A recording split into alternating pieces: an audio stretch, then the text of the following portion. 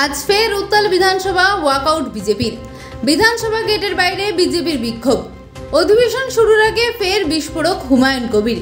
বিরোধী দলনেতাকে ঠ্যাং ভেঙে দেওয়ার হুমকি দেওয়া হয়। তাই নিয়ে আলোচনা করতে চাওয়ায় আলোচনার অনুমতি দেওয়া হয়নি। তাই বিজেপির বিধায়করা ওয়াকআউট করেন। স্বল্প মূল্যে কিনতে চান পুরাতন হাই কোয়ালিটির ফোন বা বেশি দামে বিক্রয় করতে চান নিজের পুরনো মোবাইল, কিন্তু কোথায় কিভাবে তা করবেন বুঝতে পারছেন না? এবার চিন্তার ভাঁজ কপাল থেকে সরিয়ে ফেলুন। Dumdum 76/A Jaipur road Gangotri apartment mobile plaza এনেছে আপনাদের জন্য দুর্দান্ত অফার, যেখানে খুব সহজেই আপনারা পুরনো ফোন ক্রয় এবং বিক্রয় করতে পারবেন। তাই আর দেরি না করে চলে আসুন আমাদের স্টোরে। যোগাযোগ করুন 8479084750 এবং 8479084780। আমাদের বিধানসভার চত্বরে পশ্চিমবঙ্গ বিধানসভার সদস্য, শাসক দল তৃণমূল কংগ্রেসের বিধায়ক হুমায়ুন কবির এবং সিদ্দিকুল্লাহ চৌধুরী যেভাবে গণতান্ত্রিক রীতিনীতি ভেঙে বিরোধী দলনেতাকে বেনজির আক্রমণ করেছেন, এটা গণতন্ত্রের কালো অধ্যায়। সরাসরি দৈহিক আক্রমণ করবার মতন শব্দবন্ধ, ঠুসে দেব, ঠ্যাং ভেঙে দেব, এই শব্দবন্ধর মধ্যে দিয়ে শাসকের হিংস্র আচরণ প্রকাশ পেয়েছে। বিধানসভায় মুখ্যমন্ত্রী ধর্ম নিরপেক্ষতার মুখোশের আড়ালে তোষণের রাজনীতি যেভাবে করেন, তারই ফলে ওনার এই বিধায়করা এই ধরনের কথা বলেন। আপনারা জানেন, এর আগেও হুমায়ুন কবির হিন্দুরা মুর্শিদাবাদের 30% বলে কেটে ভাসিয়ে দেওয়ার কথা বলেন ভাগীরথীতে। ফিরহাদ হাকিম সাহেব মিনি পাকিস্তান, ধর্মান্তকরণ, দাওয়াতে ইসলাম,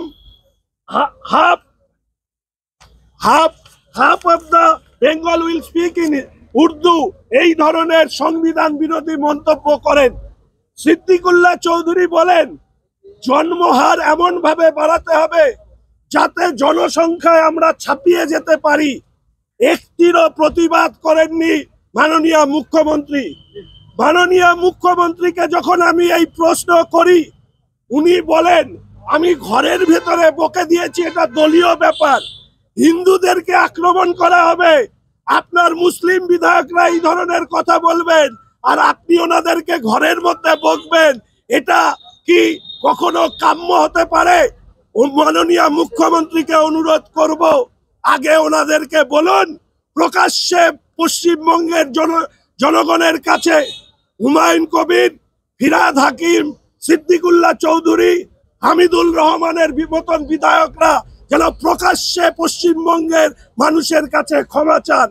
তবে ওনাদের রহিম বক্সির মতন লোকেদের প্রকাশ্যে ক্ষমা চাইতে হবে। তবে ওনারা ক্ষমা চাইবেন কি? প্রথমে তো মমতা ব্যানার্জিকে ক্ষমা চাইতে হবে। রেড রোডের নামাজের অনুষ্ঠানে তিনি গিয়ে, ধর্মীয় অনুষ্ঠানে গিয়ে তিনি মুসলিম সংখ্যালঘু ভাইদেরকে বলেছেন বিজেপির বিরুদ্ধে ভোট দেওয়ার জন্য। আমরা সব সময় কথা বলছি যে পশ্চিমবঙ্গের যে পরিস্থিতি তৈরি হয়েছে তার জন্য দায়ী হচ্ছে একমাত্র মমতা ব্যানার্জি।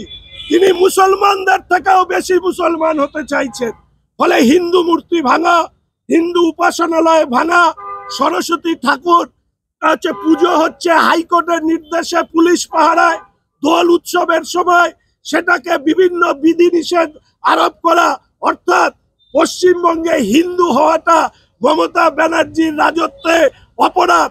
তাই আমাদের মাননীয় বিরোধী দলনেতা বলেন এটা হচ্ছে জামাতের সরকার চলছে।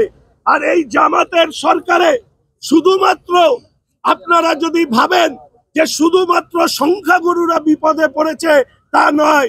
পিছিয়ে পড়া সংখ্যা যারা মুসলিম সংখ্যালঘুরা আছেন, তৃণমূল কংগ্রেসের অপরাধ মনস্ক, দুর্নীতিগ্রস্ত যে বাহুবলী মুসলিম নেতাদের স্বর্গ রাজ্য বানিয়ে এই পশ্চিমবঙ্গটাকে নরকে পরিণত করেছে এই মমতা ব্যানার্জি।